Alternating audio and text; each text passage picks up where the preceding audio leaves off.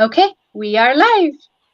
So usually it takes like a few, I would say, minutes till people join because it Okay. takes a few seconds for YouTube to tell, our people, so and so is live and go and join them. So it takes a few minutes. So I don't want, for people to come on later on and say, who is he? What are we talking about? What? Wait, I missed. So that's why I'm not jumping straight to it. Sure. But yeah, you can say what's on your mind before we, start our conversation. If you want to say anything, feel free. I'm just waiting for people to join us before Well, we start. first thing I have to get some housekeeping out the way. My wife said to tell you she loves you. So if she Oh, wasn't sick, she'd you be imagine here. saying that? So Thank you. she said, make sure you say it. I'm like, yes, I will. So, Oh, thank you, so, thank you. Okay, so see, people are joining now. As you can see, Zurai and Miss Goddess have joined us along with 12 people now, 18. So yeah, I think it's good enough people to start. okay. 18 people are here, but I usually say hello to people. But I have a guest, so we have to be mindful of our guest time. We respect our guest time. So, hi everyone, thank you so much for joining us live. Hi Imran. Today, I have a special guest for you. We are going to have a discussion about what he's doing and relation to Africa.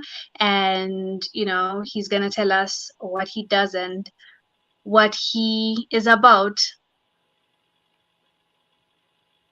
Or it's just my StreamYard. Are we here, Julius? Can you hear me and see We're me? here. I can hear you. I can hear you. Okay.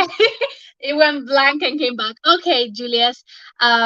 You can take over. Who is Julius? Um, Julius Nyerere Brown. I am a Jamaican. Um, Jamaican by birth, African by ancestry, and a Canadian national as well. I I left Jamaica when I was 21 on an opera scholarship to Canada. So that's how I got to Canada, was to go to music Mm, school. But of course, life happens and so on and so forth.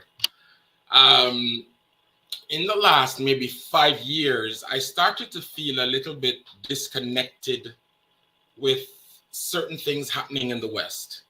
Um, and then this came to a head for me personally with, I don't know if you know about Breonna Taylor. She's a worked for right. So and of course George Floyd happened, but George Floyd didn't impact me as much as Breonna Taylor because really really interesting. Why? Elaborate. because I grew up believing in law and order and rules and what's right and so on. And if someone was a criminal, you didn't pay them much attention. That's just how the psyche was where I was growing up. I grew up in a ghetto community in Kingston, Jamaica called Waterhouse. So you didn't really pay much attention to people who were doing bad. Your mind was conditioned to not care about them. But for me, everything kind of came out when Breonna Taylor got killed because by society's measure, she did everything right. She went to school. She got the good job. I think she was working for the police department. She did everything society said you should do as a black person to be successful, and they still killed her. So after that, I was like, and then when I was watching the George Floyd video with my wife, and the guy had his knee in his neck, and I'm like, no, this can't be. So from then on, I was like, you know what? I don't want to be here. I don't want to go back to my native Jamaica. Love Jamaica, gone to bed, love it, awesome place. But the culture in Jamaica is not the same as it was when I was in Jamaica. Right now, How so? it's very Americanized, very Western. It's Really yes. interesting. Well, you if you go into like the rural parts, you'll still find people who are genuine, wonderful people who embrace the Jamaican culture. But the populace is very Americanized. They love Jamaicans love America. They do. Why? Is it because they spend money? Is it because of the American culture? Why do you It's think that is? the American culture, the Americans have a very good marketing system, exceptionally good Oh, marketing. yes. Even in Africa. Even in Africa. I'm sure you saw it by now. Are we gone? Hi, Julius. Can you So hear me? everybody, no, Oh, you're back. Go ahead. I'm here. Can you hear me? Yeah, yeah. Now I can I hear can you. hear you absolutely. Yeah. So because a certain section of the Jamaican population are poor and we're from the ghetto, when we go to the States, um, even if you're living in the ghetto in the States, it's still better than the ghetto you came from. So they'll go there and they will think it's awesome. For me personally, my family immigrated to Canada. So I was always going to Canada. So as a child, so when I did go to the States, it didn't impress me. I'm like, dude, have you ever been to Toronto or have you been to Montreal? Like, what's Brooklyn? What's, so it didn't impress me. And Jamaicans love it a lot. They really love Jamaica. They really love America. And then the conscious Jamaicans, though, the ones who are well thinking, well meaning, love Africa. When I tell you, Jamaicans that are we call them conscious Jamaicans. They love Africa. They will claim African first before they say they're Jamaican. Wow. Yeah. Wow. So my dad was very much instrumental in the love I had for Africa, even though growing up as a teenager I didn't think about it. But now that I've been to the continent and I'm reading more, a lot of things my father would tell me is still in there and it comes to the forefront. Even my name is like a huge deal. I had a wonderful interaction when I first went to Kenya, and I was going through customs, and the custom gentleman looked at my passport. It said Canadian, but he heard my accent, and he goes, "Where are you from?" I said, "I'm Jamaican." And him say, "Yeah, man, welcome, welcome." And I went through the lady who was searching the bag. She didn't even search my bag. We're talking. She asked my name and so on, and she goes, "You should go to Tanzania. They'll give you a parade." And then when I was leaving the airport, she shouted my name. She said, "Mr. Brown." So I thought something was wrong. I turned around and she said, "Welcome home." And that Oh. that moment, it's like something in my body got rooted in Kenya. I I can't see me living anywhere else. I'll be honest with you. I've been I'm in love with Kenya. And Wow. so and so I started the process of researching Kenya. Mhm. And then I met someone, a few people when I was there. I had a couple of friends when I was there, and then when I came back, I saw an ad for someone selling land in Kenya online. So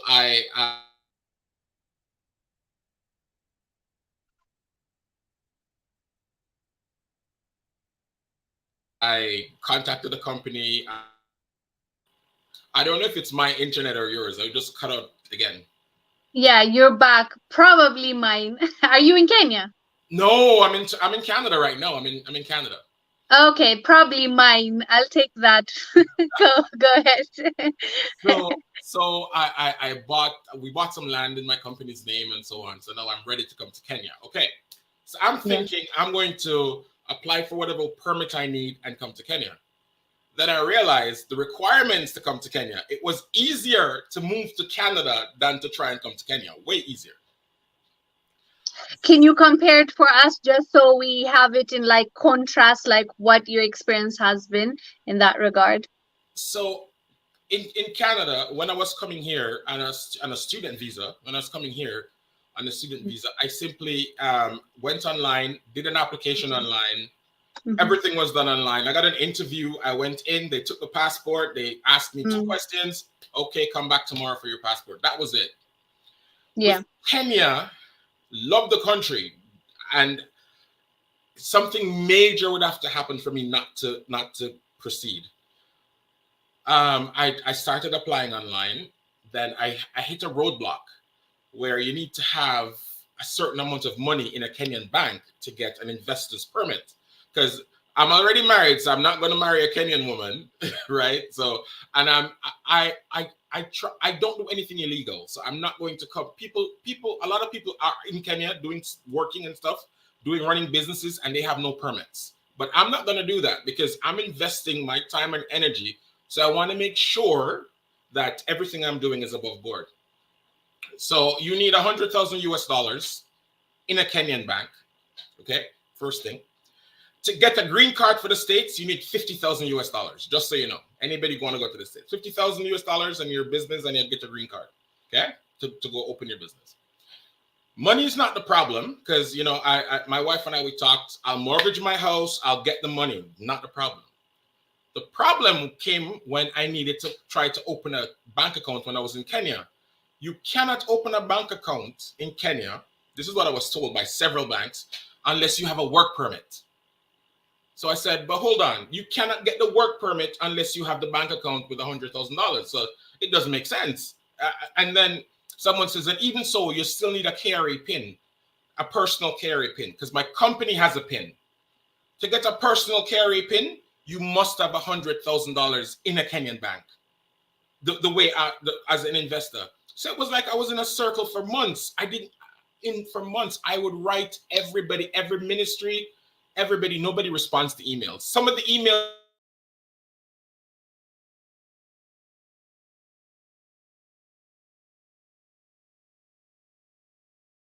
don't even work. I don't know how much of that you got. I can't hear you. Can you hear me? Oh, yeah, I can hear you. Sorry, I forgot I muted it.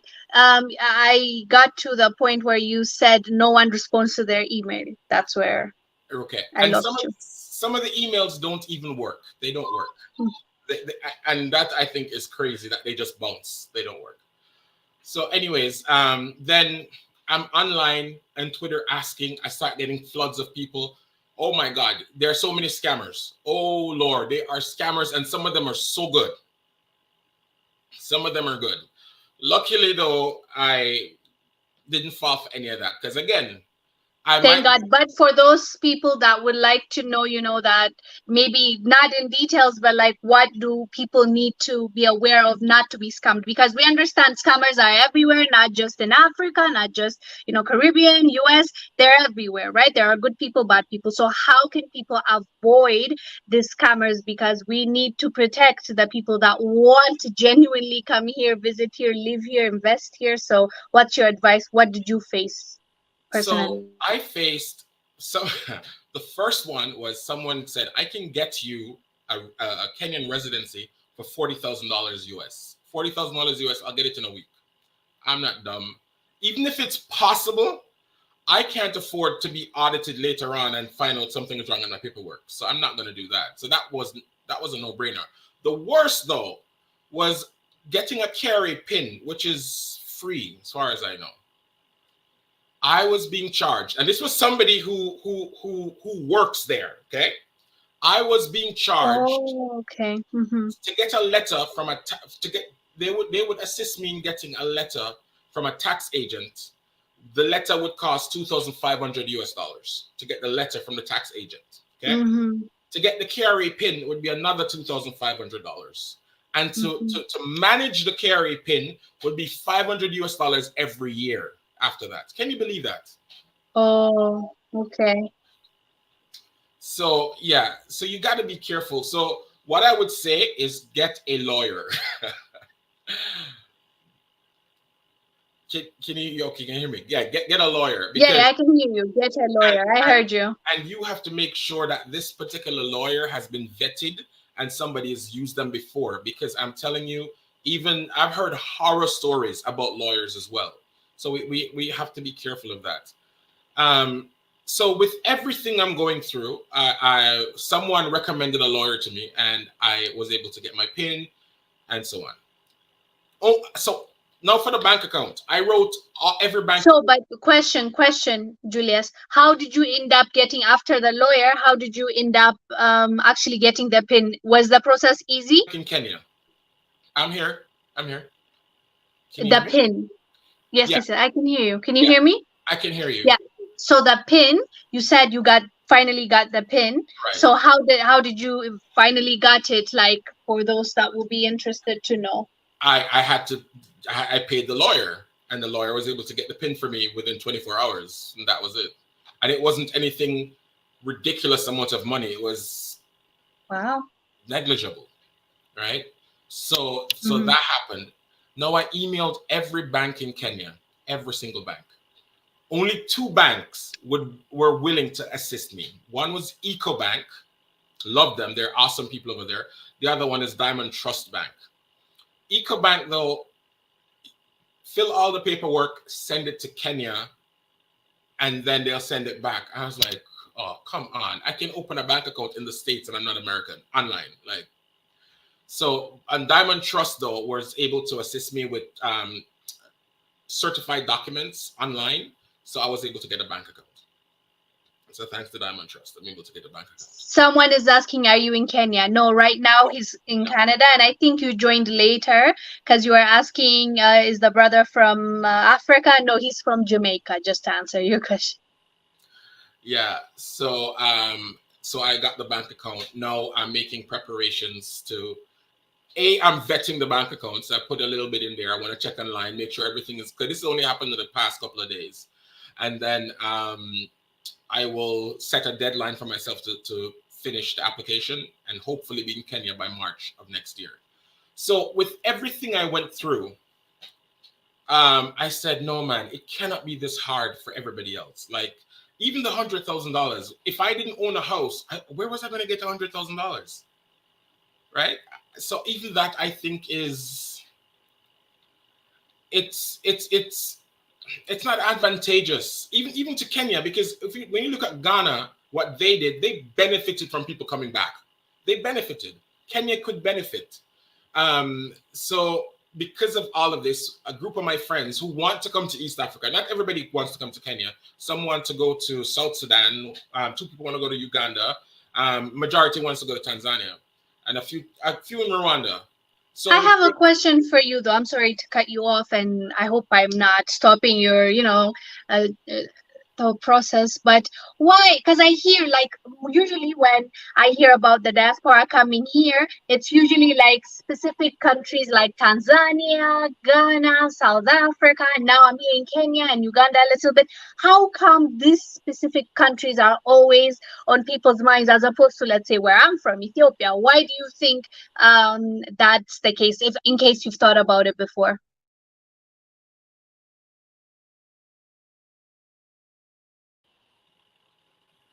Okay, so I'll answer your question. I think with Ethiopia, it's actually there is a huge Jamaican settlement in, I think it's Shashamane in Ethiopia. So they are Jamaican. No, yes, the Jamaicans are there. I've visited them before, their church and everything. I meant to say this day and age, like immigration, the diaspora coming back to the motherland concept, because Jamaicans are special. They're different. They have a different relationship with Ethiopia. So yeah. I think it's a language. I think it's a language barrier. I think it's a language barrier. That's the only thing, because I only spend maybe 2-3 hours in your country, and every Ethiopian I met, it was, what, you're Jamaican? Oh, welcome. It was like a big deal. So the people seem nice and friendly. I watch YouTubers and so on. I think it's a language thing. I think that's all it is. Okay, fair enough. Tell me. So a group of friends and I came up with the idea and said, why not ask these governments in East Africa, because we all wanted to go to East Africa. That's another thing. People were saying, go to West Africa, it's easier. I'm like, yeah, but my spirit isn't calling me to West Africa. Me personally, my spirit is calling me to Kenya. That's where I feel I belong. So we came up with the idea of the Coalition for the Repatriation of the Descendants of Enslaved Africans. So the coalition, what we're doing is we're putting together a petition. We want 10,000 signatures on this petition. And then while I was in the process of doing the petition, right now we're at about 600 signatures. I heard people emailing me on the website saying, hey, don't just focus on East Africa, focus on all of Africa, because a lot of people out here want to come home and we want to go to different countries. So I said to them, well, what I can do is when the petition is signed, we will print the petition. I have volunteers already in Washington, D.C. saying once it's finished and printed, we'll take it to every single embassy in Washington, D.C., every African embassy. And then my petition, I had to scour the internet for some emails, but mine is going to President Museveni, President Ruto, President Kagame, I forget the president of Tanzania, all the presidents in the Eastern European community. It's going to go to them. And it's basically saying, hey, we're asking for permission to be able to come and live in your country with the right of abode. No rights to vote, no rights to any social benefits or anything. We just want the opportunity to come, own property, and operate businesses. Because the people that are coming, we're professionals. We're looking to start businesses. We're not looking for free land, because free land is giving away in Ghana, and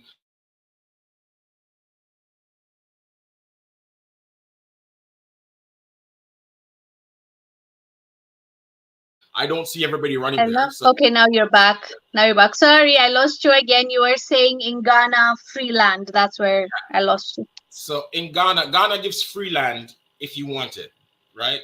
But they didn't get a flood of people running there. So the people that are coming are people that are looking to operate businesses. And who gets the benefit when we operate businesses? Yes, we're looking to make a profit, but locals will get jobs. And I think there's a benefit there to be had. So we're saying just give us the opportunity to own property and to operate businesses. If after 5 years somebody wants to become a citizen like me, then you'll apply for citizenship. Or 7 years. I think Kenya is 7 years. But so that's all the petition is. That's all we're asking for. We're not asking for handouts or anything like that. We just want to be able to come and operate businesses there with a clear and transparent, efficient process, so we don't get ripped off, because a lot of us out here have been ripped off. A lot of us have been ripped off. Like it's well known. So I think if the government put something in place and make the process known to everybody, then there will be no scamming, because everybody will know what the process is. Right now, you will call a particular office, you'll get someone tell you one thing, you call tomorrow, they'll tell you something else. And so it is a challenge. None of these countries owe us anything, as far as I'm concerned, but we're humbly asking for the opportunity to move and live on the continent, because that's where we're from. Fair enough. Fair enough. So you said you are gathering signatures, and you have yet to get to that point. So where can people that are watching, go and sign to support your cause? So we have a website called credea.com.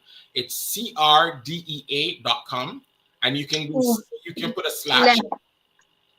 Let me see. Can you maybe email me now what you're telling me? So, or if you're able to put it in the chat. If you're not, just tell me so I can put it in the chat for them. I can put. You mean in the chat? You can. Just put it then. On YouTube? Yeah, right now where our chat is. If that's not the case, it's fine. Just email me right now as we're speaking, and I'll just copy paste it and put it in the chat. So as he's doing that, I want to respond to comments. Zurai said, the media makes us think Ethiopia is always at war, which is just, I saw that and my heart sank. It's so sad. But, that's mostly a lie, but there is some kind of unrest in Ethiopia right now, especially with tribal issues and stuff. And but we will overcome it. But thank you, Zurai, for your comment. And Solid TV said, does Ethiopia speak English? Yes, we do. But it's not at the level of, let's say, Kenya, because Kenya, don't forget, it's like a primary language as well, next to Swahili, because when the British were here, most Kenyans spoke English. So not to that degree for sure, but especially this generation with social media and the movies and stuff, yes, but not the same level as, let's say, Kenya, right? AB said Ghana is lying, ain't no free land. Did you try, AB? Why do you say that? Is it through your experience? Or why do you say that? I would like to know. Hi, King Lion Crown. let's see. That is a great idea. Yeah, see, someone is telling you that what you're doing is a great idea. Um, yeah, let me see if there's anything related to what we were talking about. Um, I love this comment. Miss Goddess said, I feel like we owe each other to look out for each other. We have to work together, which I completely agree with, because if we can work with other people and give them investment opportunities just because they're doing this and that, give them, land or whatever, there's no reason why we shouldn't or we couldn't give to our own people. So yeah. Thank you so much. Curtis sent a super sticker. Did you email? Yes, I found it. So I'm gonna copy paste it. Is it chng dot like Yes, that is that? it's on change.org. That's Okay, the I'm direct link. copying it right now. Okay, okay, I'm about to put it up. So, you were saying something before that. Someone is writing, Rahman is saying, I would like to retire in Tanzania, but the government makes it so hard. I have to pension and can support myself. I cannot necessarily look to a start business, but own a land and build a house. What is your thought on this, Julius? Maybe you can give us your insight. So I don't know much about Tanzania, but in Kenya, if you can prove that you have a annual income of 24,000 US dollars, you will be able to retire in Kenya. They have a retirement visa. So you can retire in Kenya. I don't know about Tanzania. I think that's amazing. On my YouTube channel, I was in the Dominican Republic, and I was looking at the prices of houses and so on, and I was trying to tell people, I'm like, listen, you don't have to retire in North America. There are tons of countries in Africa and in the Caribbean that your pension will give you a very comfortable lifestyle. So that you don't have to retire in North America. So definitely, I think Tanzania is really popular. People want to go there. I would just suggest learn Swahili. I'm doing Swahili classes now myself. I have class right after this interview, actually. Nice. Who's teaching you, by the way? I want to know because I also want a teacher. I would like to know how you went about it and like what was your criteria to choosing and how did you actually see change and how long have you been doing that? So with her,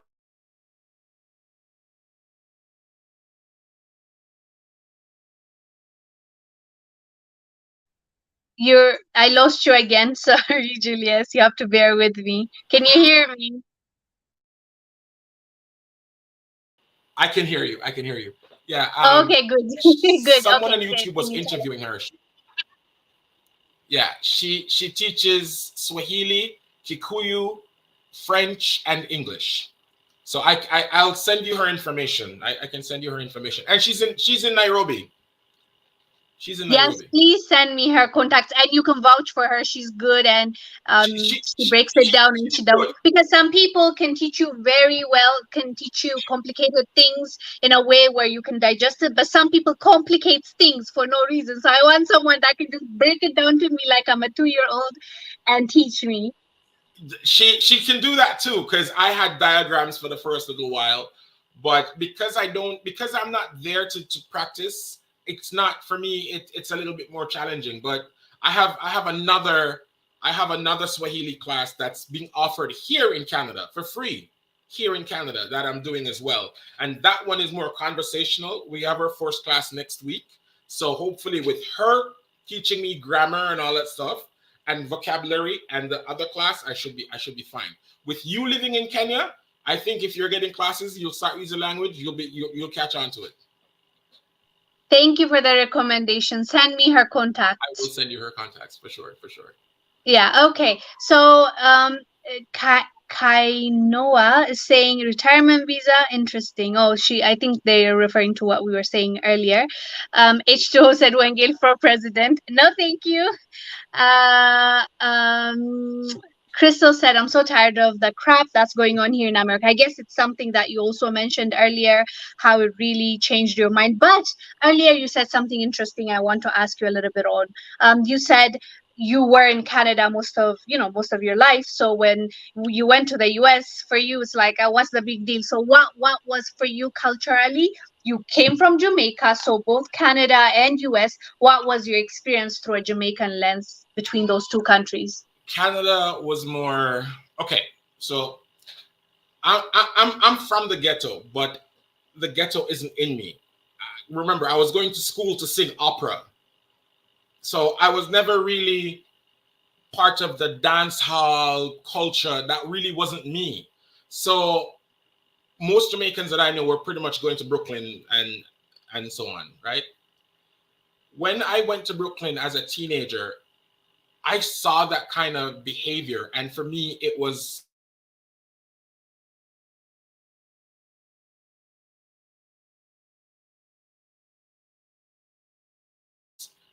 distasteful. I didn't like it. Because I went to Canada before. Just the atmosphere was different.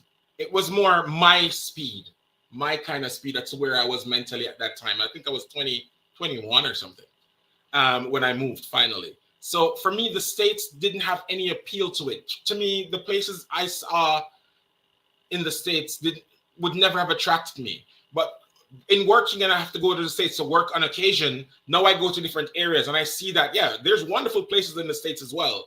But where the majority of Jamaicans were going back then, yeah, it just wasn't for me. Okay, fair enough. So Miss Goddess is asking, is there an age requirement for the retirement visa? Do you have any idea? I've been on that website so much. Don't listen. I'm no immigration specialist. I think the requirement is proving that you have $24,000 annual income. I think that's it. It's not an age thing.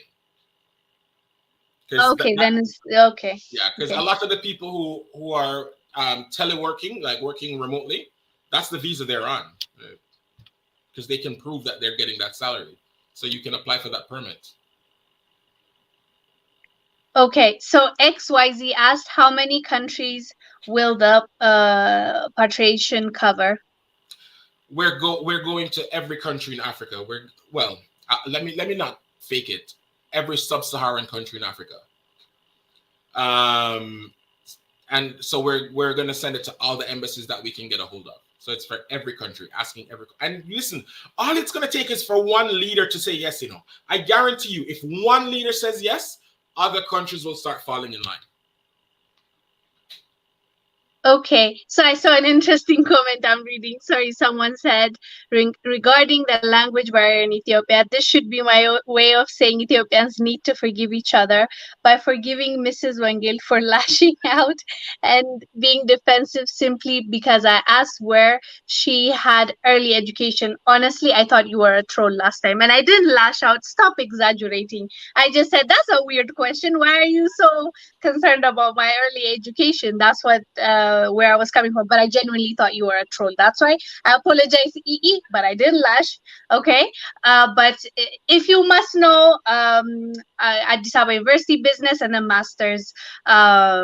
So in Addis, so basically master's in marketing, and then my degree is in business and information systems. So basically, there you go. And I apologize if you think I lashed out on you. I'm sorry. Let's see. Facts, not feelings. Peace and love, family. Stay out of Western influence and leaning countries when it comes to retirement. Those countries can change their economy based on US, EU whims and screw you over. So do you have anything to say about that, Julius? I didn't hear that. What does it say? Oh, what is on the screen? Can you see it? Yeah, I can see Or you it. can't? Okay. I can see it. So it's saying to steer to the country's Western influence and West leaning. Yeah. I agree. There's, especially if you have kids, if you have children, I would love to take my kids and leave right away. I really would. Some of the things that they're learning in school has nothing to do with education. It's almost like there's a social engineering taking place, and I don't want my kids to be any part of it, because I don't think it's going to serve us well in the long run. I really don't. So if you can go to a country where there's the socialization is not geared toward a particular thing, then I think you should be fine. And I would stay away from those countries that are pushing this agenda. But a lot of the Western countries are beginning to push back, though. So Sorry, yeah. Rahman said, I have been to Tanzania twice and have made friends learning Swahili, but the immigration policies of Tanzania are very strict. Oh, I would know, Rahman. I would know. Okay, I can't believe I'm sharing this with you guys. I have been deported from Tanzania before. What? Yes. Okay, so this is what happened. I was going to Tanzania, Zanzibar for my honeymoon, right? So my husband, since he's Kenyan, he thought they're not required visa. They don't have any visa requirement for them. So he assumed as East African, even me, Ethiopian, there will be visa requirement. And I told him, let's check. But then we never did. We went and we got to the immigration. They were like, you can pass. You go back. I'm like, no, please. I don't want to go back. Like, whatever you need, documentation, I'll give you. They're like, no way. So they made me book a flight to go back. So I was deported from Tanzania, but it was my fault. I didn't have visa, but they were also not willing to listen to me at all. Like, at all, at all, at all. So you can imagine it was a horrible experience, but I'll take the fault. It's fine. But they were very headstrong. That I can attest to the immigration law. So yeah. And did you visit Tanzania by any chance? No, not yet. But I intend to go. Okay. I intend to go to Tanzania. I intend to go to Uganda for sure. I want to go to Burundi, East Africa, Eastern Africa. Even I want Zambia definitely is on my list as well, and Botswana. So I want to go to all those places. Okay. So if you tell me why you really want to know my primary school, I'll tell you. I promise. I'll give you a guess. No, I don't need to give you a guess. Let me know first. But kept. I don't know if you're a he or a she. Last time the reason why I thought you were a troll was they kept saying, I wonder where she knows you or she knows you. Where did she learn? Where did she go to school? So I was like, why are you so concerned? Like, you know what I mean? Like I was taken aback. So if you tell me why you really want to know where I went to primary school too, I will let you know. It's a private school. If that's a hint. But yeah, but I didn't lash out. I still apologize. I feel bad that you thought that I lashed out on you. Colin said, yeah, man, that's your brother there. Right there. Yeah. And listen, people, please, I'm asking you, sign the petition, because a lot of times we talk a lot. We tend to talk and we don't really do much. So I'm begging you guys, sign the petition. On the petition, it's going to say if you want to donate, you don't have to donate. Don't say anything, because when you donate, it goes to the change.org website. So you just say you're going to help by promoting the petition. So definitely there's no money required or anything. This is not about money. It's just, we just need signatures. So I'm asking you to share with your friends and family and ask them to sign. Yeah, and also I just pinned it to the top, so like to this chat, you should be able to see it on top. G-Bone is saying learn Chinese. Why? Because there are so many Chinese people, and you think like, yeah, I by the way, I get the arguments people make about Chinese, because they're like, if you're dealing with them a lot and they're already in the continent, we need to be able to know exactly, what they're about. Like, but I don't know, because for me, it's like, is it like, are we going to isn't it like a low-key assimilation if we're going to allow it? Like, does it mean that now we are, I don't know, because even the colonizers, when they first came, the first thing they do is make you speak their language, right? That's part of like taking their identity. So that's why I'm just like, I don't know. What are your thoughts on this? Speak their language, right? So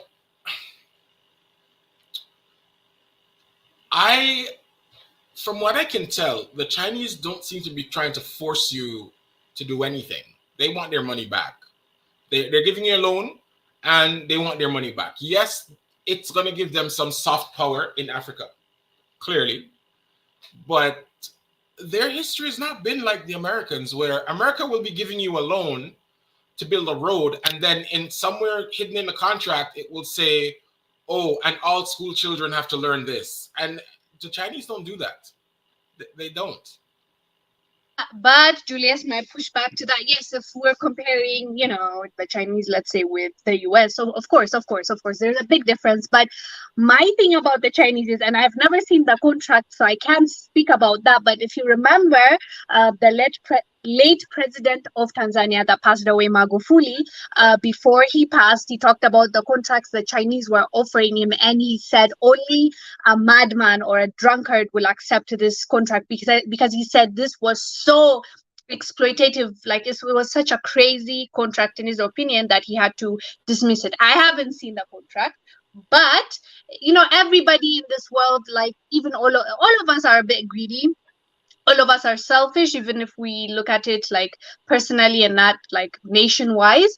If we're comparing, of course I understand, but even on their own, we really really really need to see the fine print, and nobody is just being nice to you to be nice to you, right? Like even them, they're planning on gaining something from this relationship when they're investing their money, when they're giving you money, when they're doing the construction, the infrastructure, all the roads they build, the buildings they build. I don't even know if it's real or if it was a Western propaganda, but there was a time where there was a conversation about, African Union, the headquarters is in Addis Ababa, Ethiopia. There was a conversation. They're the ones that built that, by the way. Yeah. So there was a story that leaks that said that they had listening devices and stuff in the private meetings where leaders are meeting, and it's not even a public, kind of meeting. So if that's true, it's like it's shady. It's shady. So all that could be true, and I could see them doing that. I would see any country doing that, but I have not seen where they are trying to change the culture of the countries that they're investing in. They seem to want their money back. To me, they want their money back. So what I don't like is when they give contracts sometimes, or give money for a project, the contract goes back to a Chinese company. That I think is wrong. But are there African companies that are going to be able to do the job? That might be something that we need to discuss. Because in Jamaica, it's the same thing. They help Jamaica out a lot. They haven't asked for anything. They just want their money back. And what they've done, and I'm reading the comment there from Mohammed, and what they've done is that you're gonna pay them their money back, and you're gonna hire Chinese laborers to do it, which is the only problem I have there. Should I answer Ali Mohammed's question? Yes, please answer him. That's why I put it up. So, Kenya, it's not just about the people there. I'm not a religious person by any means, but I felt something there, and it's a feeling I want constantly.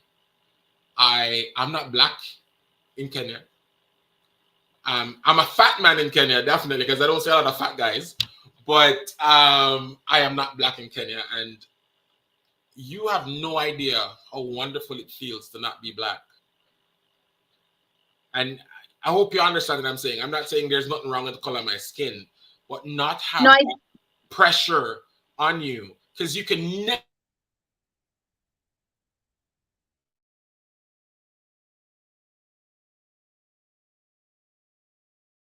never be yourself here. Yeah, so you can't be yourself. There's a thing called code switching. You have to behave different. In Kenya, I'm me. In Jamaica, I'm me. But it's not the same. Kenya, there's some kind of spiritual thing going on there, and I can't really explain it. Yeah. It's and also to add to that, what Julius is saying, I feel like everybody's experience is different, right? Like Julius, for you it was Kenya. I remember Philip from African Diaspora News Channel telling me when he went to Ethiopia, what you were speaking about is exactly what he felt in Ethiopia. Someone told me verbatim in South Africa when they landed, they were so emotional and they kissed the ground and stuff. So my advice as like an outsider of like the diaspora is you find your tribe, or not. Nowadays I'm hating the word tribe. You find your people wherever it is, but first, before you make any kind of decision, like Julius, I'm sure you did so much research, right? So you need to do exactly. So Kenya, you need to do your own research. Go ahead. The research for Kenya started after I came back the first time. So what had happened? Something happened at work. So, it's live. So I've already said it. Something happened, and I needed to get away. And I didn't want to go to Jamaica because I don't think it'd be far enough away. And I was going to go to Africa. I said, I'm going to go to Africa. I want to be with my people. I need healing. I was a broken man. I was completely broken. And so I think part of me being emotionally compromised, and Kenya was on, initially I thought it was at random, but I don't think it was random. It happened. That's all I can say. It makes no sense because I'm not religious or any of them feeling things. I'm not any of that. But it called, I answered, I went, and it healed me. That's all I can say. So even when I came back from Kenya, the depression was unbelievable. And I thought it was something wrong with me. I thought maybe I'm losing my mind. And I went on Facebook and I said, guys, I went to Africa, I'm back, I'm feeling this way. And the amount of people that responded that's exactly what happens to them once they leave Africa and come back to the West. Doesn't matter what country they go to. Once they come back, the depression is real. So I think that's where we were meant to be. And really, I want to go home. So I love that you found the place that really spoke to you, even though you said you're not a spiritual person. You kind of felt that connection that can't be explained, there is a connection. Right? Yeah. Right. So, what would be your advice? Because a lot of people are interested in exploring, right? Getting to know, like earlier, we got a text saying the reason why, let's say, they don't go to Ethiopia is because they're lied to. They're told, like, everywhere it's war. Oh my God, like, fear those people, those savages and stuff. So, how do you think people should go about, like, first timers? They're so afraid, they've never been to Africa, like their minds, even though they love Africa, they would like to see, they would like to connect, they're afraid because of everything they've heard.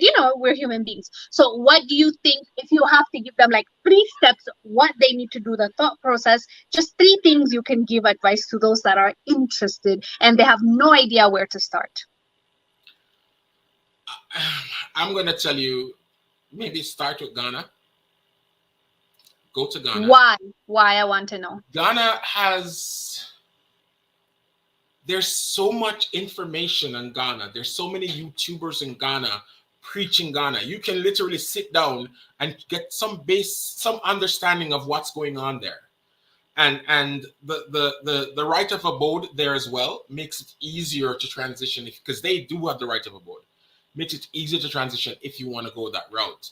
So I'd say start with Ghana, but do your research. Don't move to a country to live unless you've traveled, unless you've visited. That's the next thing. Go visit where you want to live. Make sure that if there are power cuts, you can deal with it. Make sure that if there are bad roads, you can deal with it. Oh my God, I went to visit my land in Nakuru, and the road was, whoa. But again, I'm going to say this, for West Indians, it's easier for us to transition to Africa than North Americans, our people in England and so on, because our lifestyle is very similar. It's very similar. The market, if I showed you a market in Jamaica and a market in Kenya, they look exactly the same. If I take out the language, they look exactly the same. And the same for Ghana, and the same for Zambia. We are the same people, separated by thousands of miles and years, 400 years, 500 years, separated, eh? We are the same people. We behave the same. So, yeah, West Indians are easier to transition if you want to. And South Americans as well. I mean, Brazil speaks Ibu. Like, I'm telling you. So do your research, pick Ghana, or you can do Kenya too. Kenya's a very easy way of going. A lot of the Western amenities are available in Kenya as well. Some people recommend South Africa. I feel nothing towards there, so I can't recommend that. Can I ask why? Sorry. Can I please? It's okay. You can give a shorter version without really going into deep. Just that side of it.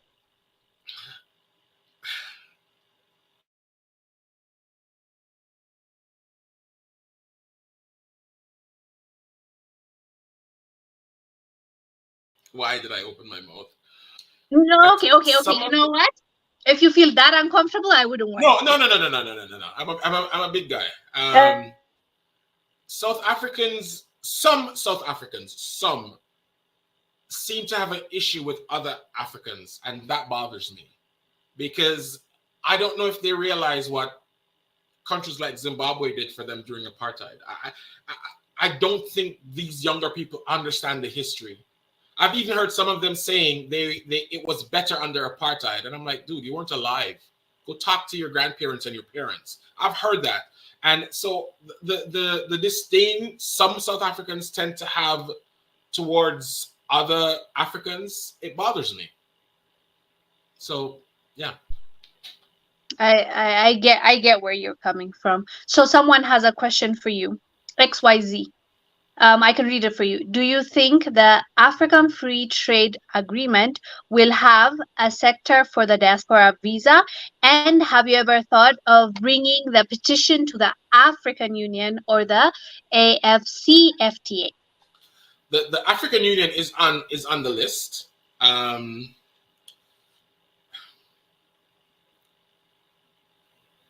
For the African Free Trade Agreement, I still see a lot of countries doing their own side deals with different Western influences. So I'll be honest, I don't know if that's going to come to pass in my lifetime.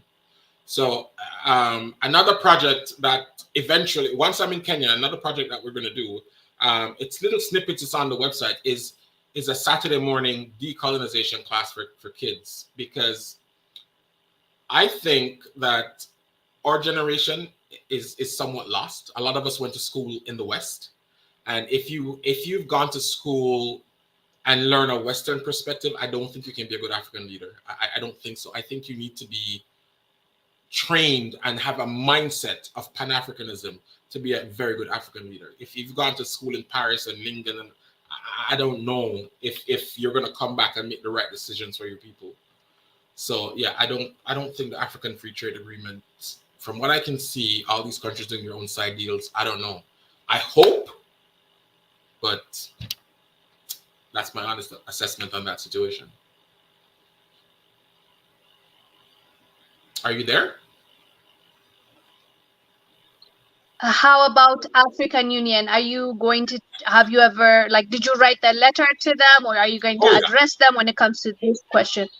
Oh yeah, the African Union, they're on the list to get. I've actually sent the petition to them by email, so we'll see what happens. I find the East African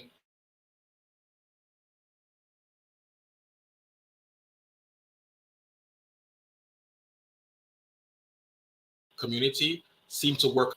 Yeah, so I don't know what part you heard.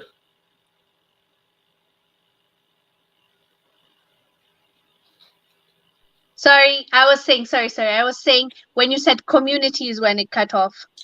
Yeah, you see how the East African community have got together and work, and you can go back and forth between the countries. The African Union should have accomplished that a long time ago. I don't have much faith. I'll be honest. I don't. Yeah, I share your sentiment, honestly, because the African Union seems like they focus more on traveling. Like, and this is something I've heard from their own people that work there. They're like, it's like the bosses are always on the air. How can they work? Because there's always a meeting here, doing something here, a class. They're like, they legit, that's like their lifestyle. It's a lifestyle. It's not a work. Like, they're not there to work. So how can they make any progress, honestly? I know, and even for us, repatriation, it should be a huge moving force. I went on their website and there is like a picture and 2 or 3 words, and I was like, come on. There's so many of us outside, so many of us. South America is full of Africans. The Caribbean is full of Africans. I'm not just talking about North America and so on. There's tons of us out here, man. And there's no movement on that part. So yeah, I think the East African communities seem to have their stuff together. They seem to be working together. So that's why I was initially targeting them. ECOWAS, I looked at them, and even just watching, what's his name? Woody Maya trying to cross the border and going to, I think, Benin and Togo. I remember watching that. I was like, come on. You know, it's funny. My Jamaican passport has more power in Africa than a lot of Africans' passports. And it's not right. I mean, I'm glad. I can Jamaicans. attest to that. Like my Ethiopian passport, and if there's anybody from Ethiopia watching right now, you can also raise your hand. It is the least. Like even Kenyan passport is better than ours. So many passports are better. Like literally, I feel like just being Ethiopian and having an Ethiopian passport makes me feel like I'm a crime. Like I'm a walking crime in the airports. I'm being legit. Like the kind of treatment I face, like even for applying visa, the anxiety I get just to apply, just countries that anybody can just go into. Even Tanzania, there are people that go there and apply for visa there, right? Me, even if I'm there by mistake, I've owned up my mistake, but I was not even allowed to apply there. Like I could just pay, apply, give them my document. They said, go out. So like obviously your passport, I'm not surprised that your passport is more powerful than ours, because we have to jump through so much in order for us to just get a visa of like countries where it's very annoying, I'll be honest. I did, So yeah, you say, so you say and then I'll respond to you. it cut out. You were saying something about my passport. The Your passport, I'm not surprised that your passport is more powerful than mine no, or any other African. no, the Jamaican passport is pretty well respected in Africa, and that I'm proud of, because this South African, I forget her name now, but she said something on Twitter the other day, and she goes, out of every other country, she have to big up Jamaicans, because no matter what, their love for Africa and South Africa is paramount. So big up Jamaicans. So even though she don't like the other Africans, they like Jamaicans. So the Jamaican passport is welcome. Yeah. I'll tell you something that I saw. People, I'm going to tell you this: go to Africa, go find a country you belong to, and try and make it your own. Because I was I was in Addis, and I was waiting to get my flight to Mombasa. There was a flight leaving Addis to go to Arusha, I think, and everybody on the plane was Caucasian. My flight from Addis to Mombasa, between myself and the crew, there were no more than 20 black people on that flight, including the crew. Yeah. So what I'm trying to tell you is, everybody else is going to Africa except us. And there is a system in place to make us not want to go, to tell us this whole war and all these things. It's to make us not come together as a people. So I'm not telling you to go to a war zone, but if you're going to want to go to a country, find locals in the country online, tons of people online, and say, hey, is this really going on? Because they'll tell you. They will tell you if it's going on or not. And go. Because everybody else is going. Yeah? That is very true. That is very, very true. Even in resorts, when you go to like resorts, hotels, not just in the plane. The plane, I've also noticed, and I was like, what? Is there like a mass immigration? Like, why are all this like at the airports? What you see is white people, and you're in Africa, right? Yep. And resorts, like you see them lounging at the pool, like they're there, but unfortunately, our own skin tone, skin color people that the diaspora, they consume so much of mainstream media. It's very hard for them to understand and realize, because I can assure you, they're here, they're over here, them folks are here. um you, did you say something? Operating businesses, owning. Yeah. Yeah, So go that's ahead, what I'm you're saying. back. No, I'm saying, yeah, they're up their own businesses there. They're operating businesses, their own property. We are the ones not going. So Oh yes, property. Oh my God, the properties that I see that they own, and the cars, like the big cars you see, the fancy cars. Like if you look like inside the tinted window, it's them. Yeah, that's the reality. so we just need to come together and move on. So guys, again, I'm asking, shamelessly plug, sign the petition, share the petition. Yes. Let's get it. Because the ones that are going to be delivered are going to be hand delivered. We're going to print them and bound them. And leave comments. Feel free to leave comments on the petition. A lot of people are leaving comments what it means to them. Those comments are important too. So definitely leave comments. Yeah, so I agree with you, and it's pinned. As I said earlier, you just follow the link that I have pinned in this chat. You're able to see the link and go and sign, because what honestly Julius is doing is, something somebody needed to do. Thank God you did that, and we need to have a discussion about that, because it's not just about talking, as you said. It's not just about yes, that, but like, where's your action? What are you going to do about it? How will you contribute to the issue that we're discussing about? So yeah, I completely agree with Julius, and you have the link to follow. And just to answer EE, private school, I would say it was 30, if I'm not wrong, I would say like 35ish or to 40 years. That's the 35 to 40. It can't be more than 40 years. So yeah. Um, Dynamite Astro. I told you, EE is very much Yeah, my best it's, friend. But it's I'm getting a liking the little game. bit weird. A little bit, but A little bit. now I'm liking the game, the guesswork. So Dynamite is asking, so there's less color focus in Kenya? Depends where you are. Depends where you are. I find the people in Nairobi couldn't care less what color you are. They don't care. Unless you're in a restaurant or something. But if you go to places like Malindi, yeah, you'll be shocked. So, yeah. So you experienced something in Malindi? I know they're in Malindi, most of them were Italians, and there's like a either Arab and Italian community there. And once I saw a video, this girl was asking the lady, like, how come there's so many Italians? And the Italian lady said she's an old lady, and they have the restaurants, like the beachfront houses and stuff. And they said, like, when some of us came and loved it, we just called everyone, and it's like everybody, but oh, this place is popping, so the other one will come, like stuff like that's what she said, at least. So they started coming in droves. But what was your experience, if you don't mind sharing? But if No, you no, no. My experience was at the airport when because I have land in Kilifi County, so I went down there to take a look at it near Watamu, and I was on the airport coming back, and this Caucasian couple, the guy said something, because it was me, my uncle, and my two cousins, so four big guys, big black guys traveling, and he said something like, "There's so many of them now," meaning I guess he think we're Black Americans. And what? So I heard him. He was standing at the counter.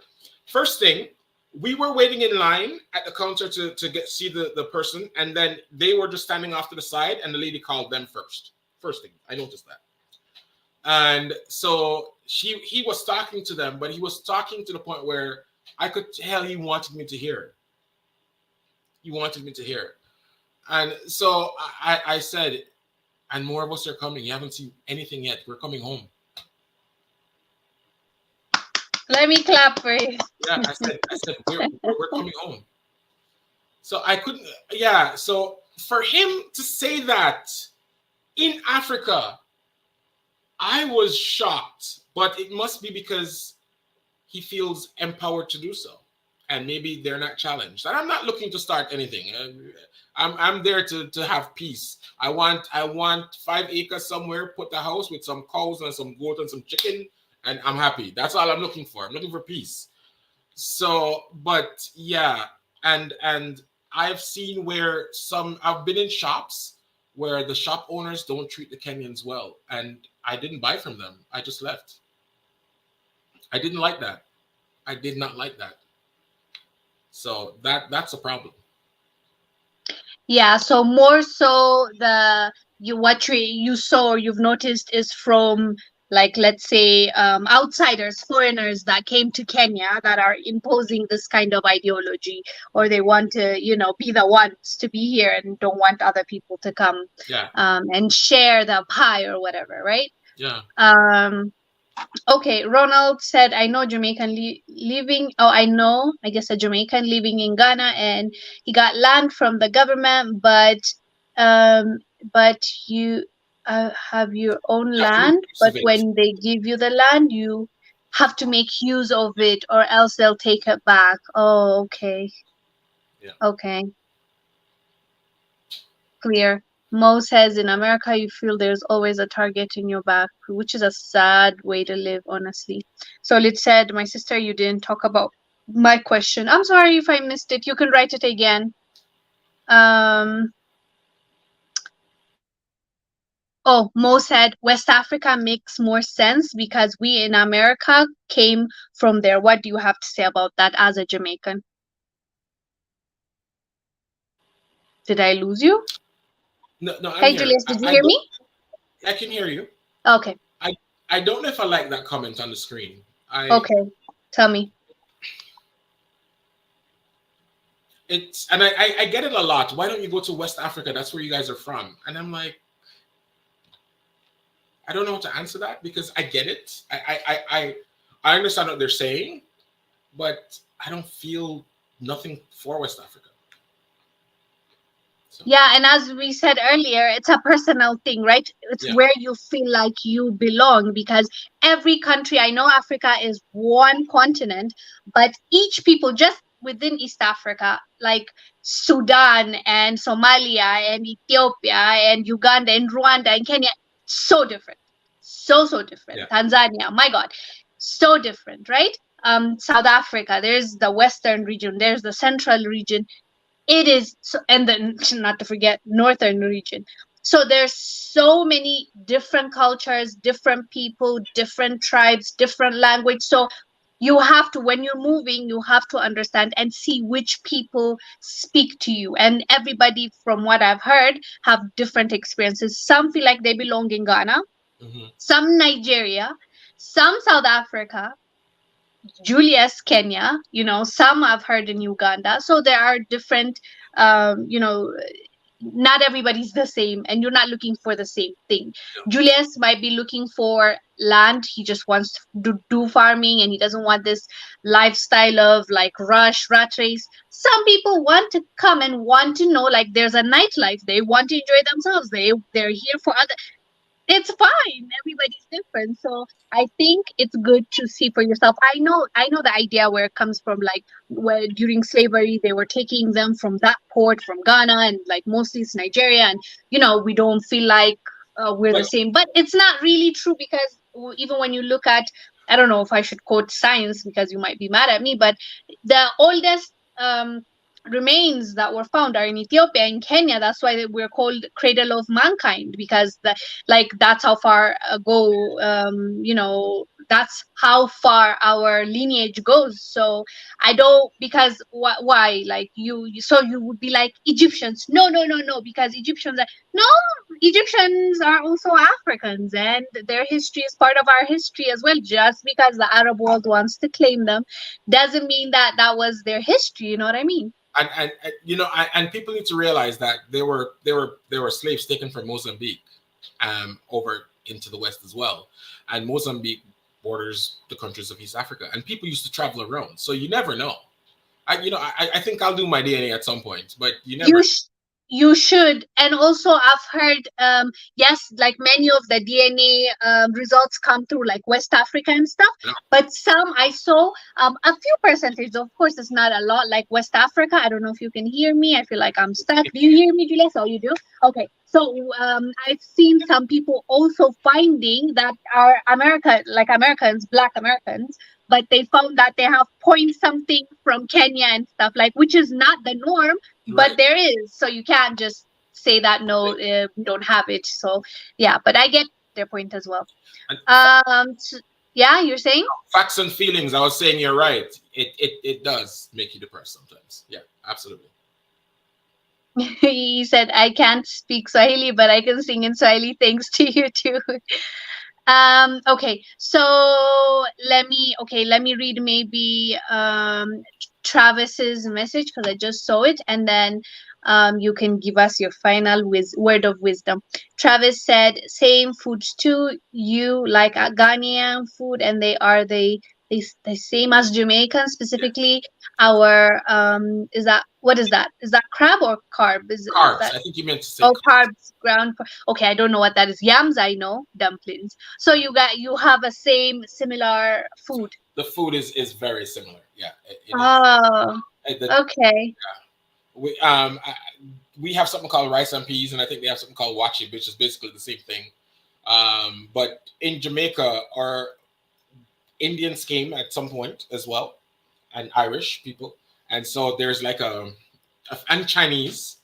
So there's a Mm-hmm. fusion. Jamaican food has a mixture of everything and everything in it. And Oh. it's predominantly West Africans, and we like pepper. We like a lot of pepper. So when I'm in Kenya, I typically walk in my pepper. But yeah, Let me tell you, I understand. Even Ethiopians, we love our spices, like so obsessed with our spices. And I really was like, my tongue needed it, like the spiciness of it all, because it's different Kenyan food versus Ethiopian food. Let's conclude with Solid, because earlier he said we didn't answer his question. Maybe this was his question. How can an African need visa to visit another African? Oh, this was your question. okay. Unfortunately, that's the reality that we're living in. Unfortunately, I can tell you that much. Like the hell I went to, like, to apply for South African visa. Like they literally wanted to know everything about me, which I did, and they thought I was fit enough to travel. So I did end up visiting Cape Town, but it's excruciating. It's, I don't know how to explain it. It is just the most horrible thing. I think Uganda is the only country I went to and it was visa on arrival for me, if I'm not wrong. Or also but that's not Africa. Thailand was also, you just get there and they give you visa right there. So yeah, other than Uganda, Kenya and Ethiopia also have that agreement. They have that agreement where if Kenyans are coming to Ethiopia, they just apply for visa there, and they're given 30, I forgot, 30 days or is it 90 days. Same with Ethiopians. We come here, we're given visa. We're still required visa. We still pay and stuff, but at least you don't go through hell. You get, like, you just go and apply right there at the counter, and then you get your stamp and you go visit the country that you want to visit.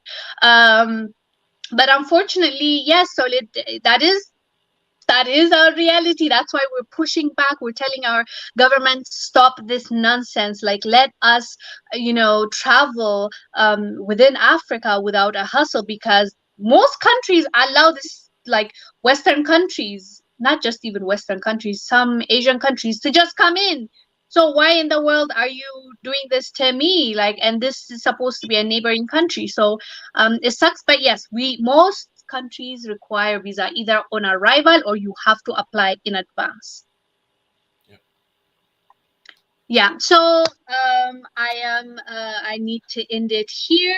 I see comments, but I'm sorry, fam, it's been a while. We've been live for 1 hour and 12 minutes. Oh, people have said, Raman said, I have signed and donated to signature petition. Thank you, Raman, we appreciate it. Thank you so much for going to the link that Julius provided and for signing and donating. So Julius, tell us what you want to conclude this live with, whatever you think you want to say and you don't want to forget, just feel free to share with us.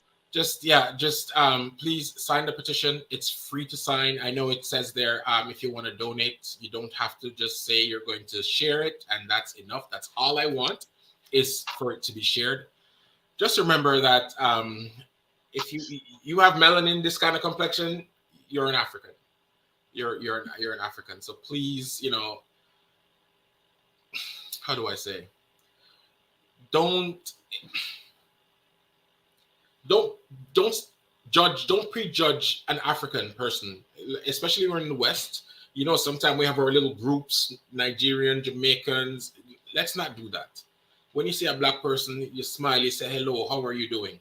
Because I do it to everybody I see. I do it to, and it's so nice. I've met so many people from different countries, and you can build up a little network there as well. So just reach out to other Africans you see out there in the diaspora. That's all I can say. And the other thing is, if anybody in the Kenyan government is watching this, I'm begging, or if you know somebody in the Kenyan government, please, please, please try and get the president to take a look at the petition. If you're in Uganda and you have government contacts, get them to look. Tanzania, Burundi, Rwanda, the DR Congo, because we're ready to come home.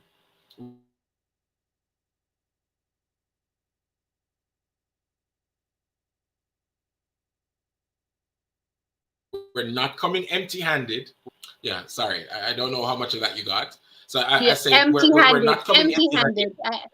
You were at We're not coming empty-handed. empty. Yeah, we're not coming empty-handed. We're coming to create businesses. We're coming to create employment. All we're asking for is the freedom to do so.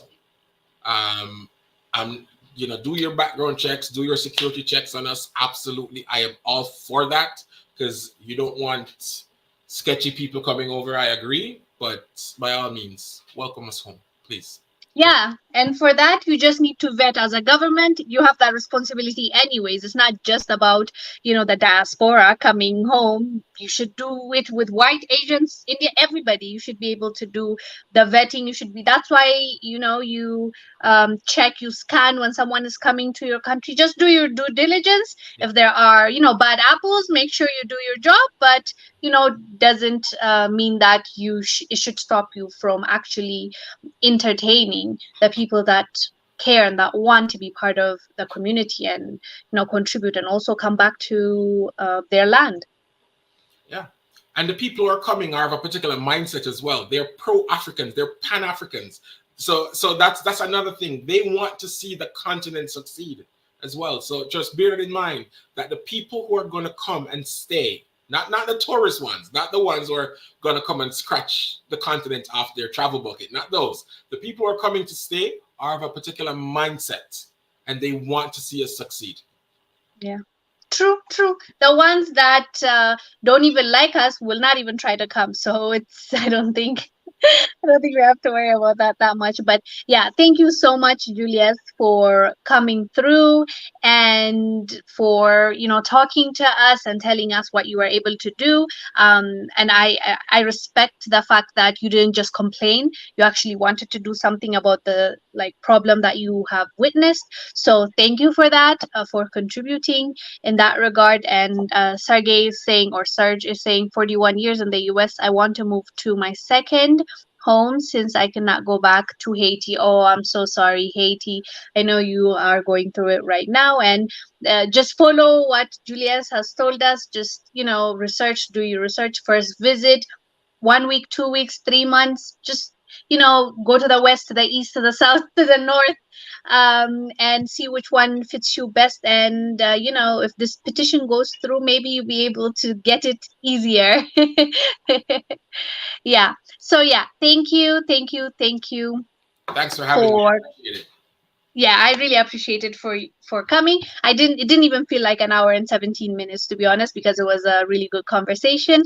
Thank you, and say hello to your wife for me. Tell her thank you for watching, and I really appreciate it. Yeah, I'll see you maybe when you come back. I think we're back. Yeah, you were saying. I went away. Where did you lose me? What was I saying? You said say, and then that's it. That's all. Oh, I said say hello to your wife for me. Oh, I will, definitely. She would love this. She's probably watching downstairs right now. So yeah. Oh, okay, good. Say hello. Hi. So yeah. Have a good one. I don't know if it's daytime where you are. Yeah, daytime. Daytime. Have a good day. And for those of you who are watching us and chatting and writing and asking questions, thank you so much. Have a good morning wherever you are. Evening, afternoon, good night. For me, it's nighttime. So stay blessed. Bye, Julius. Thank you for coming through. Kwaheri. Bye, Kwaheri.